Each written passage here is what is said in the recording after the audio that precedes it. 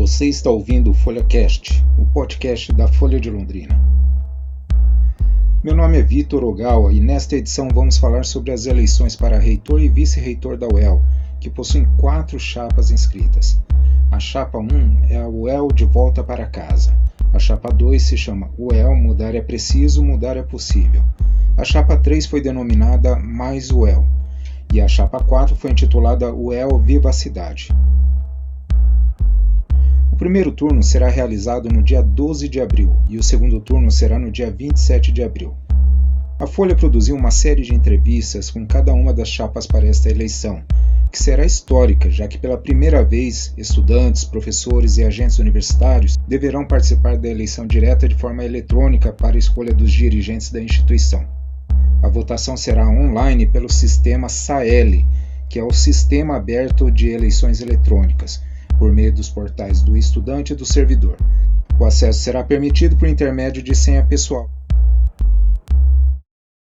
Este é o segundo programa sobre as eleições da UEL e nesta edição vamos ouvir os integrantes da chapa 2, UEL Mudar é Preciso, Mudar é Possível. O candidato a reitor é o professor Frederico Garcia Fernandes, do Centro de Letras e Ciências Humanas, e a candidata a vice-reitora é a professora Patrícia Mendes Pereira, do Centro de Ciências Agrárias. Qual é o nome da chapa de vocês? UEL, Mudar é Preciso, Mudar é Possível. Então, eu gostaria que vocês falassem um pouco sobre os principais desafios que vocês vão enfrentar numa eventual eleição. Sim. Bom, os desafios são vários, né? Porque a Universidade Estadual de Londrina, ela traz alguns gargalos que são fundamentais serem olhados. E um dos principais, eu diria, hoje em dia, que afeta toda a comunidade acadêmica, diz respeito à questão da falta de pessoal nos departamentos e nos vários setores visitados, né? Tanto nos órgãos suplementares, quanto todos os órgãos e unidades da instituição. Há setores em que, por aposentadoria ou por falecimento, a perda de funcionários chega a 70%, o que inviabiliza ali o operacional que esse setor vem desenvolvendo. Então, isso é um desafio fundamental para a gestão e para qualquer gestor que entre na universidade. Certo. Vocês têm uma ideia do déficit de professores e de técnicos para suprir toda essa demanda? Sim, a gente sabe que hoje em dia o número de docentes e técnicos, o déficit está em torno de 30%, né? Mas isso tem um certo desequilíbrio em determinados setores. Alguns setores têm um déficit muito maior que esse, né? Mas no geral, cômputo geral, ele está em torno de 30%. Agora, se a gente pega alguns órgãos específicos, como no caso do HU, o déficit de técnicos administrativos, ele versa para mais de 700 pessoas, né? O que é um coeficiente bastante significativo de funcionários, né, que estão faltando para trabalhar nos setores. E isso faz com que a gente tenha, na verdade, uma grande babel de cargos dentro do HU para suprir a demanda do serviço apresentado ali. Eu queria que vocês falassem um pouco como é que vai ser a negociação com o governo do estado numa eleição para tentar realizar esses concursos para suprir toda essa demanda. Olha, essa demanda ela é existente, ela é legítima e ela afeta a população local. Afeta porque a gente está falando de prestação de serviço, a gente está falando de pesquisa, de desenvolvimento científico e tecnológico, né? E é claro que essa conversa com o governo do estado, ela tem que ser franca no sentido de mostrar para o governo do estado quem somos, qual é o nosso valor e o que produzimos, mas, sobretudo, ela tem que ser primeiramente aberta com a sociedade local, no sentido de que a sociedade, né, a região metropolitana de Londrina, compreenda a importância da UEL e abrace a causa da universidade. E isso a gente tem uma estratégia, que é uma estratégia de abertura da instituição para a sociedade. Então, a nossa gestão é uma gestão que vai ter como desafio acadêmico e um gerenciamento acadêmico os problemas enfrentados pela cidade de Londrina, que a gente possa dar respostas acadêmicas para eles, no sentido dessa aproximação com a própria sociedade. Ou seja, para a gente chegar no governo, para essa negociação, a gente precisa estar fortalecidos. E o fortalecimento, ele parte da cidade, ele parte localmente, enquanto um desafio de gestão acadêmica. Certo. Muitas pessoas que se aposentaram ou que vieram a falecer, infelizmente, elas desenvolvem uma pesquisa, ou desenvolviam uma pesquisa, e quando deixaram a universidade houve uma ruptura, né? Só um instante. Com essa ruptura há uma quebra da continuidade da pesquisa. E isso daí gera problema de continuidade, né? Como é que vocês veem isso? Então, a Universidade Estadual de Londrina é um dos principais ecossistemas de inovação da região no momento, porque nós somos a universidade que concentra o maior número de grupos de pesquisa e maior número de programas de pós-graduação. Nós produzimos e desenvolvemos tecnologia. Com a saída de docentes, com a aposentadoria de técnicos de nível superior, inclusive, que participam diretamente de projetos de pesquisa ou de extensão, o impacto disso daí passa a ser enorme para a produção científica e tecnológica da região. A gente tem programas avaliados pela CAPES como maior conceito, que é o conceito 7, e outros programas avaliados com conceito 6. E a diminuição de alguns desses programas de professores permanentes, que são professores concursados, é enorme, ela é muito perceptível. E isso possivelmente afetará também na avaliação desses programas futuramente. Então é necessário que a gente recupere essa contratação por meio de concurso público, né, com professor de carreira, imediatamente, para a gente começar a mitigar essas perdas da maneira tão intensa como ela vai se colocar para a universidade. Certo. O senhor enfatizou a palavra concurso público e de carreira, porque a UEL vem contratando vários professores temporários e que não podem exercer todas as funções que um professor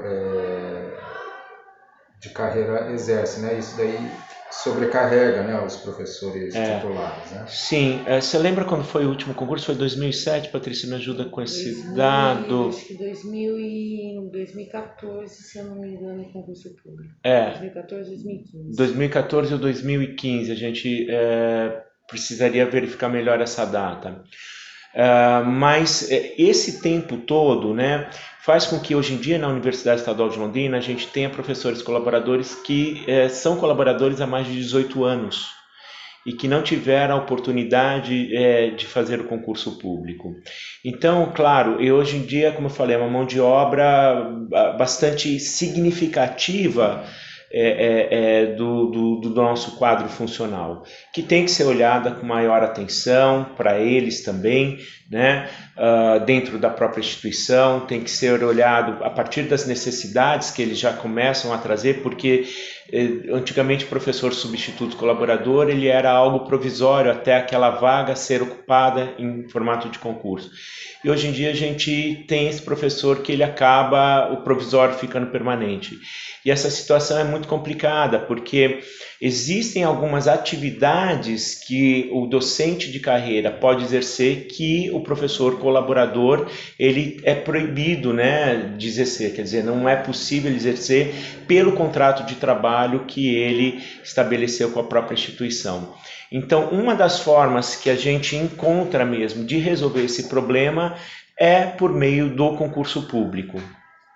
E deixando bem claro que eles são fundamentais para a gente hoje. Então, esses docentes colaboradores, eles são altamente capacitados e eles são necessários para que a gente consiga manter a qualidade do nosso ensino, principalmente da graduação. Então, esse é um ponto que a gente tem que entrar em defesa desses docentes colaboradores temporários. Certo. Mas como equacionar essa questão de necessidade de contratar mais gente por concurso titular e essa questão de viabilizar que esses temporários se efetivem aqui? Como eu falei, esses temporários, esses docentes, né? Eles são docentes qualificados, altamente qualificados. Então, a partir do momento que a gente tenha a abertura do concurso público, esses docentes, eles vão participar desse concurso público e também terão uma chance de se efetivar. Então, talvez não causa detrimento ao outro, porque eles vão poder realizar esse concurso público e talvez se efetivar dentro da Universidade Estadual de Londrina. A expectativa é que eles sejam incorporados por meio de concurso público ao nosso quadro de carreira, né? Até porque eles já têm um know-how, eles já têm uma experiência, muitos deles já estão plenamente integrados em projetos, em laboratórios e passam a ser imprescindíveis até para as atividades de ensino, de pesquisa ou de extensão que eles desenvolvem atualmente. Então torna-se mais que fundamental que a gente tenha essa abertura de concursos públicos, né? Não só para docentes, mas também para técnicos, né? Administrativos, para o nosso quadro técnico que está bastante defasado, para que eles efetivamente ingressem na carreira acadêmica, colaborando integralmente à universidade, junto com as atividades da universidade, né? Como nós vamos resolver isso daí? É com muita negociação com o governo do estado. Sabemos que existem alguns limitadores, como a questão da Lei Geral das Universidades, que cria um impedimento, mas nós também sabemos que nós temos ali órgãos suplementares que podem ser tirados do cômputo de contratação dessa Lei Geral de Universidades, que isso depende de uma sensibilização por parte nossa, com o apoio da sociedade. Volto a falar, a sociedade externa à universidade, ela precisa voltar a apoiar a universidade para a gente crescer juntos novamente, né? E que com o apoio da sociedade, né, a gente vai trabalhar na negociação com o governo do estado para que esses concursos e esses concursos sejam viabilizados e essas vagas sejam preenchidas. Certo, o senhor mencionou a LGU que foi aprovada no fim do ano passado, né? E eu queria que o senhor falasse um pouco sobre essa questão, porque a lei ela tem pontos polêmicos, né? Como a questão de produtividade, que coloca até em risco a continuidade de alguns cursos se não atingirem determinadas metas, né? Isso. Como é que o senhor vê isso? Existe uma possibilidade de tentar reverter essa lei aí para pelo menos tirar os pontos polêmicos, porque ficou assim, pelo menos ao meu entender, prejudica bastante os cursos de base, assim, né? Que às vezes não gera tecnologia de pronto uso, mas é importante para a formação humana das pessoas. Sim, é importante que a gente entenda que conhecimento se faz com pesquisa aplicada, com pesquisa básica e com uma formação horizontalizada, né? Uma formação horizontalizada, a gente tem que entender que existem cursos que atendem uma necessidade mais imediata do mercado de trabalho e existem cursos que eles atendem também um saber, uma bagagem científica, um saber científico e de conhecimento que é importantíssimo para a humanidade. né, para a sociedade como um todo também. E nesse sentido é importante que a reitoria, nossa proposta vai nesse sentido, né, de salvaguardar a permanência dos nossos cursos, defendê-los, né, de maneira contundente e veemente para que eles não sejam fechados. E isso depende também de uma articulação de política interna, de valorização. Muitos desses cursos, né, eles estão ligados às licenciaturas, né, alguns deles, melhor dizendo, estão ligados às licenciaturas, e é muito importante que a gente tenha políticas internas de defesa das licenciaturas e também de ter essa dimensão dos cursos que estão nessa situação de risco e fazer um trabalho mais próximo, mais de perto, por meio das pró-reitorias de graduação, para que eles efetivamente tenham um público maior e saiam dessa zona de risco. Agora, além desse trabalho, a gente quer ressaltar a defesa intransigente da permanência desses cursos, porque eles são o quê? Conquistas históricas dentro da universidade, né? Saberes históricos que surgiram como demandas da sociedade em determinado momento, né, que tem impacto e que por uma questão de mercado, às vezes há uma procura maior, às vezes há uma procura menor. E que a gente tem que saber equalizar isso daí, não é porque tem uma procura menor nesse momento que a gente vai fechar um curso ou abrir mão dele. Então nós vamos lutar de maneira intransigente pela permanência de todos os cursos. Certo. E a questão dos recursos, né? Como é que o senhor vê, assim, a universidade lida com a falta de recursos já sistematicamente, né? Já não é desse governo, já de vários governos, o volume de recursos ele não é suficiente para atender todas as pesquisas, todas as demandas que a universidade precisa. Como é que vocês vão buscar todo esse dinheiro? Voltamos para uma primeira ponto da renegociação com o governo, com uma recomposição orçamentária. O orçamento liberado pelo governo do estado sempre tem aditivos para que a gente consiga cumprir o nosso orçamento, consiga cumprir as nossas demandas aqui. A gente não pode viver nesse sufoco. Há uma situação muito clara também que o governo precisa estar sensível a nós, que é uma necessidade de planejamento institucional. Nós somos uma autarquia especial dentro da configuração do Estado, e é muito importante que o Estado também nos pense dentro de um planejamento mais contundente, mais claro, né? Um planejamento orçamentário que dê conta da gente poder atender as necessidades mínimas aqui dentro da Universidade Estadual de Londrina. Eu acho importante dizer que muitos dos recursos captados até internamente, né, pela universidade, eles sofrem hoje em dia uma perda de 30% pela DREM, desvinculação das receitas dos estados e municípios, que o Estado nos leva até de recursos próprios gerados dentro da instituição, parte do nosso orçamento. E isso acaba sendo inaceitável, porque são recursos ali destinados, às vezes, a comprar o papel da secretaria que falta, percebe? A fazer o reparo do telhado que está acontecendo em determinado setor, né? Questões mínimas que são necessárias para o bom funcionamento da universidade. Então, isso depende também da negociação da gestão e da administração interna, né? Sobretudo com uma gestão de recursos humanos, né? Para que a gente também evite, no futuro próximo, né, tanto pagamento, tantos gastos que nós estamos tendo com as inscrições de pequeno valor, as chamadas RPVs, que tem tomado também grande parte do nosso orçamento interno.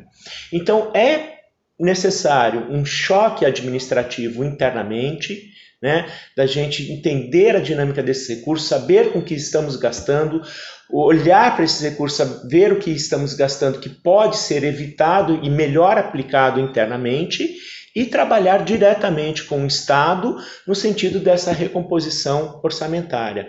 Eu acho que um gestor cabe olhar tanto para dentro quanto para fora, né? E é dentro dessa perspectiva que nós entendemos que a administração financeira de recursos ela deve ser feita, né? E eu acho também que a gente, além de tudo que o professor Frederico falou, nós temos que ampliar a projetos de atendimento à sociedade, projetos de cooperação, junto tanto com empresas públicas quanto empresas privadas. Nós temos aqui dentro que ser um facilitador para que professores consigam montar os seus projetos e, com isso, também ser uma geração, uma forma de arrecadação do financeiro. Isso é muito importante, e para que isso aconteça, a gente vai ter que trabalhar muito com a inovação, a gente tem que trabalhar com a desburocratização e a gente tem que trabalhar com uma assessoria jurídica para esses docentes e para esses projetos. Certo. Aqui na UEL a gente tem o Intuel, que é um exemplo de investimento privado dentro da universidade pública, né, que tem gerado resultados excelentes, né? E eu gostaria de saber se existe possibilidade de ampliação desse tipo de parceria. A gente,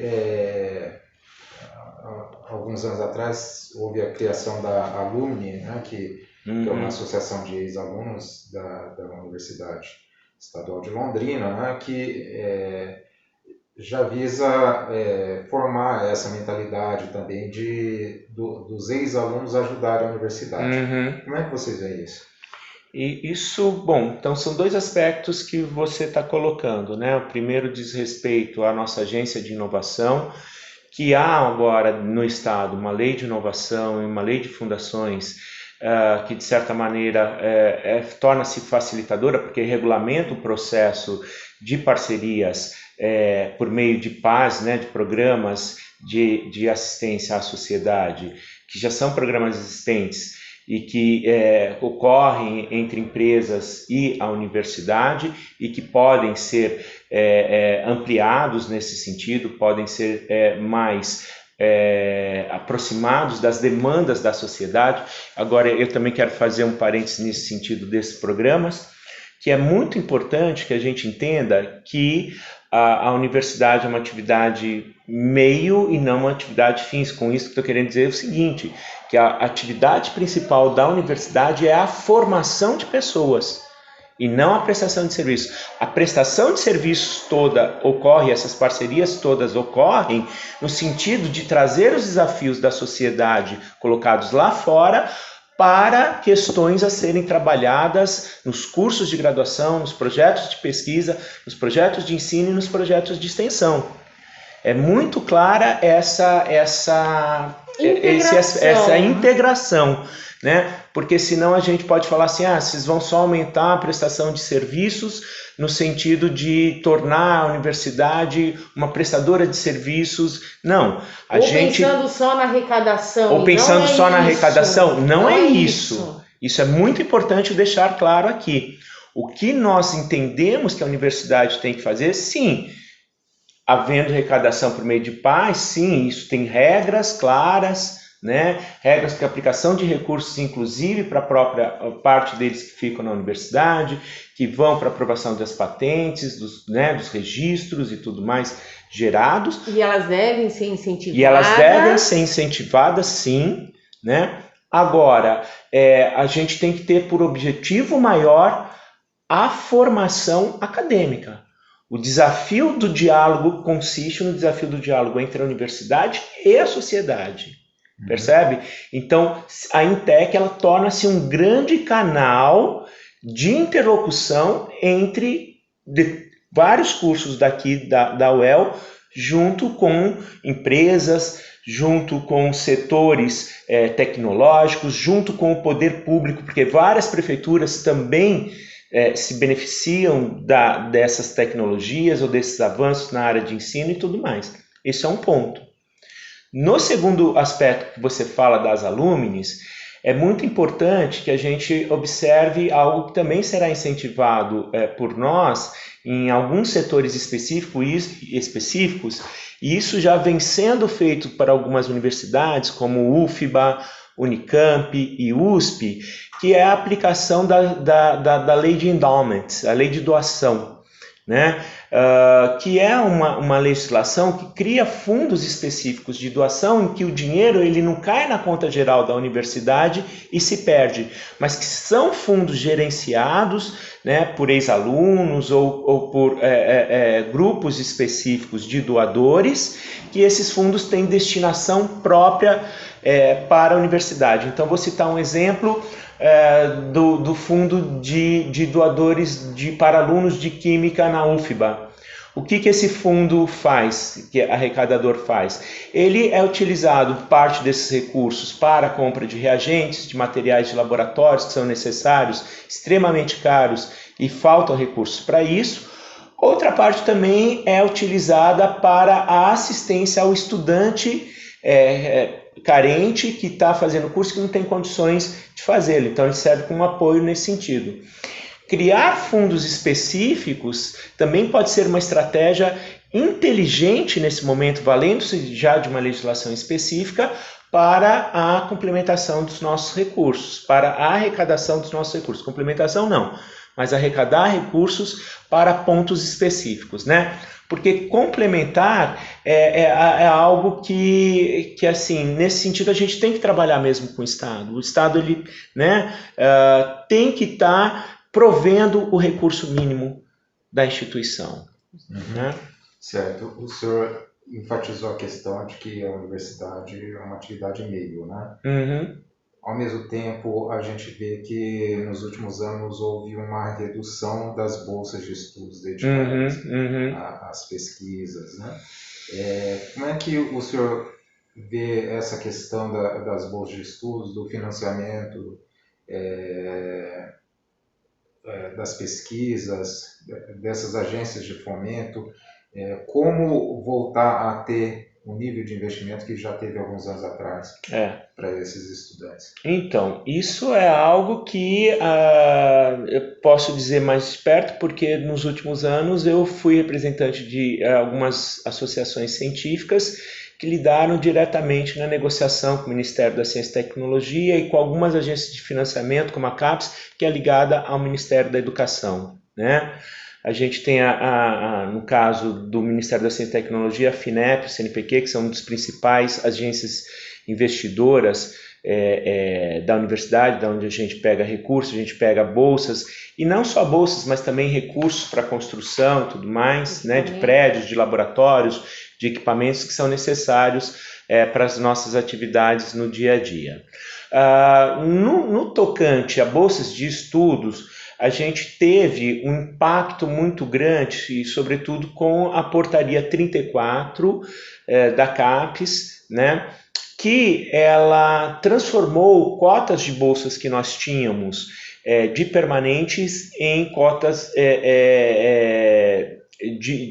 nossa, agora esqueci a palavra, cotas de bolsas permanentes para cotas de bolsas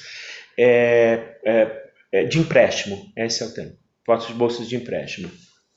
E nesse sentido, quer dizer, houve toda uma mobilização na época, né? E com certeza todos os programas, isso em nível nacional, perderam bastante recursos. Agora, nós somos parte, enquanto universidade, nós somos parte desse sistema nacional.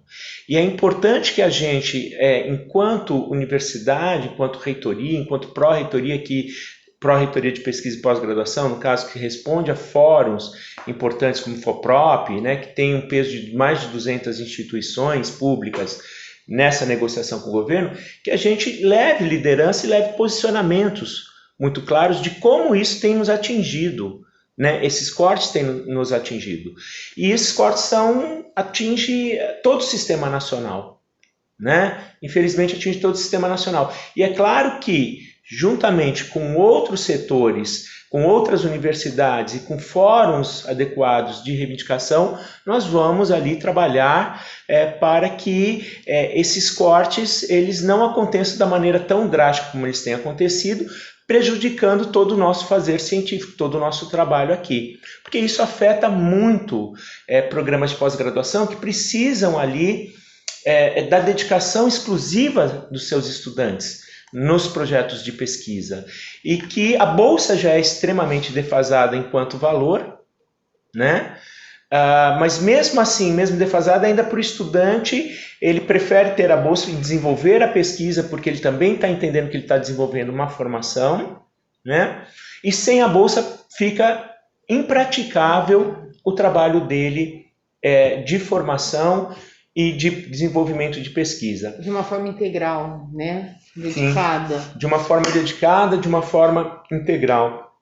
E aí, nesse sentido, é muito importante que a universidade ela trabalhe para essa recomposição de bolsas, tanto em nível nacional, mas também em nível estadual, por meio de uma articulação com outras IES públicas do Paraná, junto à Fundação Araucária, que também é outra agência importantíssima de financiamento, que precisa também suprir, ter investimentos do próprio Estado para suprir essa demanda existente nas universidades públicas do Paraná. Uhum. Certo. Por falar em recomposição, a questão da recomposição salarial dos professores, dos técnicos, como é que vocês vão lutar para negociar com o governo para conseguir ter uma recuperação do valor que os professores e técnicos deveriam ter? A nossa perda salarial ela atinge em torno de 32%, né? E isso tem desestimulado até a ideia de seguir a carreira, ou até, por exemplo, um dos grandes problemas que nós enfrentamos isso hoje em dia é a evasão de cérebros, né? São docentes, até muitos docentes da nossa universidade mesmo, grandes pesquisadores e técnicos de nível superior, né, com uma formação de excelência, um investimento alto que fizemos aqui no país, capacitando esse profissional, né, com dinheiro público, porque numa universidade pública, né, e que são pessoas que têm ofertas hoje em dia de trabalho muito melhores e muito mais atraentes fora do país. Então, esse é um problema seríssimo que nos atinge enquanto universidade. Ou mesmo privado, né? Ou para a iniciativa privada. Ou para a iniciativa privada, que acaba se tornando também mais atrativa. Mas esse é um problema seríssimo que nós temos enquanto universidade, mas que afeta profundamente a ciência no país. Né? A produção de ciência no país, por quê? Porque a gente está falando de um contingente de jovens doutores, né, que foram formados aqui com dinheiro dos nossos impostos e que não acabam tendo o concurso, e se houver, não acabam vendo o atrativo de carreira ou atrativo salarial para seguir, e que acabam migrando geralmente para outros países mesmo, ou para iniciativa privada, ou para grandes empresas multinacionais, né, que têm oferta de salários melhores e carreiras mais atraentes, e que acabam deixando essa formação acadêmica. Então, quer dizer, isso faz parte de uma política de formação de ciência e tecnologia que o próprio Estado do Paraná tem que ter. E é nesse sentido que a gente vai trabalhar junto com as outras IES públicas do Paraná, com a Piesp, né, que é a associação que reúne os reitores das IES públicas do Paraná, para a gente sensibilizar o governo do Estado com relação a essa questão da necessidade de recomposição salarial, né? Por quê? Se a gente parar para pensar, né, a greve, uma iminência de greve é a melhor saída? Não. A greve ela é extremamente complicada nessa situação que a gente vive, né, principalmente de um retorno pós-pandêmico, em que os alunos ficaram afastados por atividades remotas, né, nas suas casas durante muito tempo. Voltar a ter uma greve seria algo extremamente catastrófico. Então, essa greve ela deve ser evitada a todo e qualquer custo. Por isso, o empenho dos gestores torna-se essencial e fundamental para que a gente contorne essa situação, né?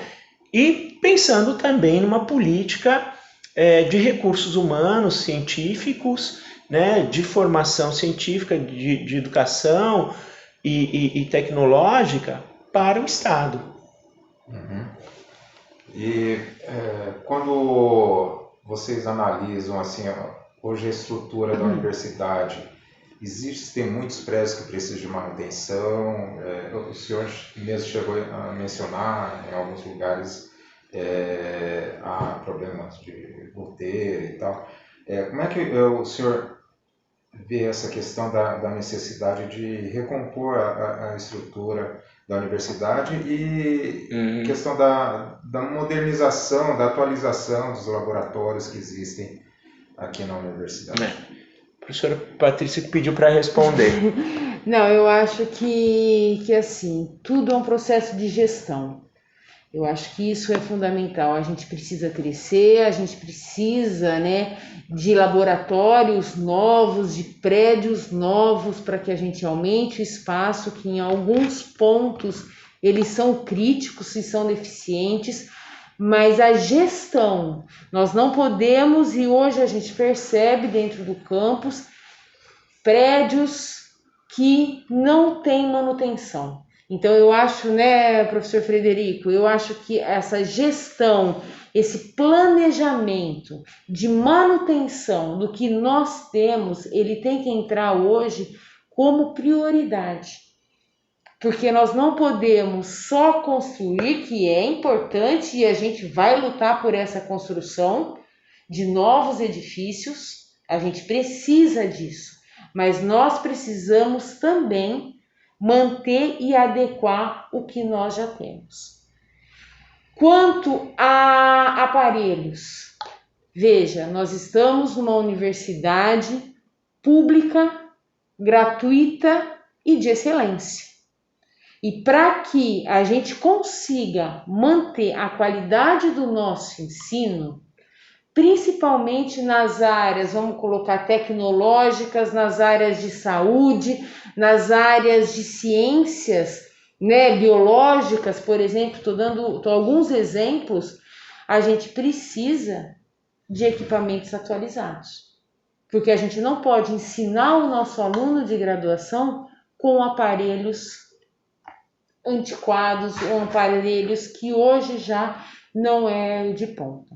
Então, essa necessidade de adequação, de renovação de muitos equipamentos se faz sim necessária. E a gente vê hoje existem muitos alunos assim que dependem das bolsas para se manter na universidade. Como é que vocês veem essa questão dos alunos, assim, principalmente os de baixa renda, às vezes são alunos que entram por cotas e que estão enfrentando dificuldade até para frequentar a universidade, para evitar assim, a evasão. Diminuir a evasão.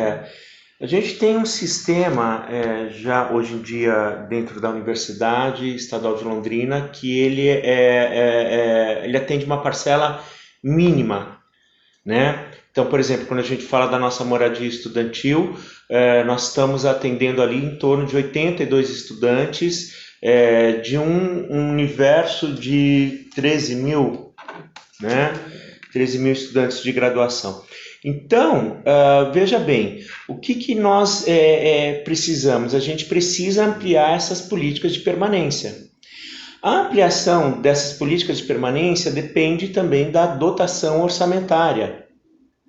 E como que a gente pode pensar nisso daí? A gente pode pensar nisso daí vendo com a SET programas, né, de atendimento, de bolsas de atendimentos aos alunos carentes, né? Isso é algo que a gente tem que trabalhar de uma maneira contundente e imediata, né? Por quê? Porque nós não podemos perder a dimensão de que a universidade ela tem um caráter inclusivo. a inclusão é algo dentro da nossa proposta, é algo que tem que ser levado enquanto uma prática de gestão, e essa prática de gestão, ela buscará, assim como os outros grandes desafios que nós colocamos aqui, buscará, junto com o Estado, mecanismos para a gente poder trazer recursos que atenderão o nosso programa de permanência. Esse programa de permanência, né, ele também pode ser melhor motivado e organizado, né, por uma certa coordenadoria, por exemplo, em que a gente pensa ali alunos cotistas, né, indígenas que já recebem bolsas e que têm ameaça dessas bolsas saírem de um programa específico dentro do governo para entrar na dotação orçamentária da universidade, que é algo extremamente temerário, né? Porque uma vez entrando no orçamento, a gente nunca tem esse orçamento recomposto. Então é importante que o governo assuma esse papel, já que isso é uma lei estadual de programas de cotas, e que ele assuma esse papel também de dar condições para que esse estudante permaneça na instituição. Agora, fora isso, é possível também a gente pensar em outros programas de apoio em nível municipal, né? E nível, diria, da região metropolitana de Londrina, numa associação com as prefeituras, para que elas também sejam parceiras, né, na manutenção dos estudantes dos seus municípios aqui dentro da Universidade Estadual de Londrina. Isso são projetos que nós podemos motivar e podemos pensar junto com prefeitos locais, né? E até mesmo algo que já existe, né, mas que de uma maneira tímida, recursos, né, que a gente tem hoje em dia, né, de recursos próprios, que são as taxas que nós captamos de vestibular e tudo mais, que são empregados de uma maneira muito tímida, mas que podem ser ampliados, né, conforme a melhoria da captação desses recursos, em formas de bolsa, auxílios, bolsas, né? E que aí não estaria só, além de ajudar o estudante, ele estaria integrando o estudante a projetos de extensão, a projetos de pesquisa, a projetos de ensino, o que também aumentaria o estímulo a esse estudante para a diminuição da evasão. A professora Patrícia falou alguns minutos atrás sobre essa questão do papel social da universidade, né? Da importância, por exemplo, antigamente aqui o curso de Engenharia Civil tinha o programa Casa Fácil, que oferecia via os alunos, né? Pelos alunos, eles elaboravam os projetos para pessoas de baixa renda. Tem o Escritório de Assuntos Jurídicos, que promove apoio, assistência para pessoas de baixa renda. O Hospital Veterinário. O Hospital Veterinário também. O Laboratório de Paternidades, que faz exames de DNA. O Hospital Universitário. Então, existe uma série de serviços que a universidade oferece para a sociedade. Embora o senhor tenha falado que não é a universidade é uma atividade meio, não é uma atividade fim, mas tem esses serviços que são primordiais para a sociedade. Sim, né? sim. Como é que vocês veem essa questão? Todos os cursos já têm esse papel social incorporado ou tem como expandir ainda mais esse serviço? Sem dúvida nenhuma, a gente tem como expandir muito isso. A gente entende, por exemplo, aqui, né, você está falando de alguns órgãos suplementares, e a gente entende que esse atendimento à sociedade, ele é a vitrine da nossa universidade, porque ele ajuda a sociedade a se manter, a crescer, e essa integração da sociedade com a universidade é essencial. É essencial. Não só essencial para a sociedade, mas essencial para a gente também. Isso promove um aumento do ensino, da extensão e da pesquisa.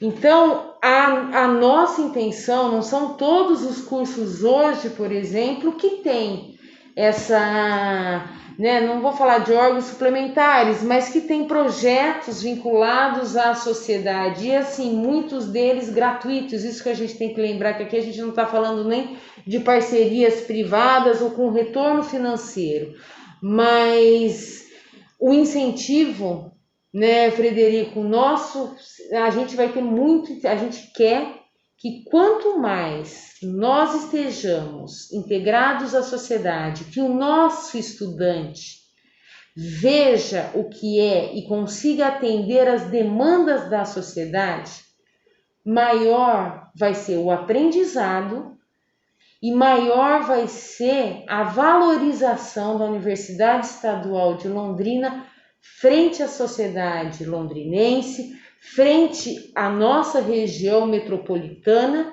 e aí sim chegando isso inclusive ao governo. Então, essa integração UEL-sociedade é uma coisa muito rica e é uma coisa que nós cada dia mais vamos valorizar e vamos incentivar na nossa administração. E eu só queria assim enfatizar, que a professora Patrícia disse, mas acho que é importante que fique isso muito claro, quando eu estou falando da atividade meio, é porque esses projetos são feitos, têm como base principalmente nossos alunos, sejam eles estagiários, sejam eles residentes, ou sejam eles colaboradores de projetos, que tornam esses projetos, né, essas ações por meio dos nossos órgãos suplementares ou por meio de laboratórios, por meio de núcleos, tornam essas ações uma realidade.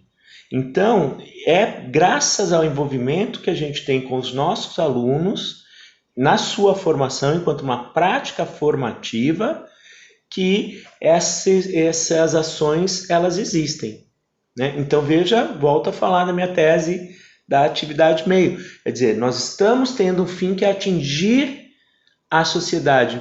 A universidade existe, sobretudo, para melhorar a qualidade de vida da sociedade, né? Essa é, eu diria, uma principal missão da universidade, né? Para isso, nós somos um centro de formação. E essa formação, por meio da integração dos alunos, da atividade prática, é que nós temos um resultado lá na ponta. Muitos alunos e professores reclamam da questão da segurança no campus universitário, a questão de furtos, até mesmo assaltos aqui dentro do campus, né? Como é que vocês vão lidar com essa questão? Eu acho que é lógico, a gente precisa de mais gente, né? O setor está super defasado de pessoas, então eles estão fazendo o possível e a gente tem visto isso. Nós precisamos, a gente tem conversado bastante com o setor de segurança, com os seguranças, a gente precisa melhorar a parte de equipamentos, isso é fundamental. A gente, é lógico, ter mais pessoas aqui dentro, valorizar e assegurar que eles consigam realmente trabalhar de forma adequada. A universidade hoje, o campus universitário, ele é muito grande e a parte de monitoramento, para a gente pensar na parte de segurança e até números, né, de pessoas, a gente precisa realmente ampliar esse número de pessoas, mas eles ainda conseguem fazer um trabalho de monitoramento dentro da UEL que assegura o mínimo, né, de confiabilidade para a gente, mas é um ponto que a gente precisa ter uma melhora muito urgente. A segurança ela tem que ser pensada na complexidade da infraestrutura da própria universidade. Por exemplo, quando a gente fala em projetos de iluminação, né? Há nos centros, no próprio centro onde eu atuo, alguns locais ali que são muito mal iluminados, né? O que aumenta muito mais, né, a chance de de algum roubo, algum assalto, ou mesmo da violência contra estudantes, né, contra mulheres, que a gente já teve no campus inúmeras vezes, né? Então, há toda também uma infraestrutura dentro da universidade que ela tem que ser pensada com relação de segurança. E quando a gente está falando de segurança, a gente também está falando de uma segurança, num sentido mais amplificado do termo, da acessibilidade de pessoas, né? A gente precisa pensar a questão de acesso por meio de rampas, né? Acesso a PCDs, né? na universidade como um todo, que isso ainda é algo muito fragilizado e que a gente pensa nesse sentido da segurança dessa pessoa, né? Uma pessoa com deficiência que precisa ser também olhada com mais atenção pela universidade por sua própria infraestrutura. Vamos entrar nas considerações finais. Queria que vocês falassem um pouco por que as pessoas devem votar na chapa de vocês. Bom, eu, professora Patrícia, eu estou aqui como docente há 23 anos. Eu sou UEL, eu sou formada aqui na UEL, então eu sou cria da Universidade Estadual de Londrina, eu sou médica veterinária. Porque eu estarei na vice-reitoria, candidata à vice-reitoria, juntamente com o candidato a reitor, professor Frederico. A minha decisão nessa candidatura é justamente pelo amor, preocupação e enxergar a necessidade de valorização desses órgãos suplementares e dos órgãos de apoio. Esses órgãos suplementares que são a vitrine da Universidade Estadual de Londrina para a sociedade. Então, o porquê votar em mim? Porque eu não posso fazer promessas. A gente não faz isso na nossa campanha. Mas uma coisa muito clara e que esse sim eu me comprometo é trabalhar juntamente com esses órgãos suplementares, com esses órgãos de apoio, para que a gente consiga juntos enfrentar todos os nossos problemas e melhorar, capacitar e desenvolver cada vez mais esse vínculo sociedade e órgãos suplementares, ensino, pesquisa e extensão. E eu, assim como a professora Patrícia, também estou há 23 anos na Universidade Estadual de Londrina, como docente, fazendo ações de pesquisa, de ensino e de extensão, né?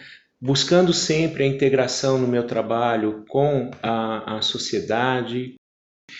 E eu acho que as pessoas devem votar em nós exatamente porque nós temos uma estratégia de ação diante das crises que nós vimos vivenciando na universidade nos últimos anos.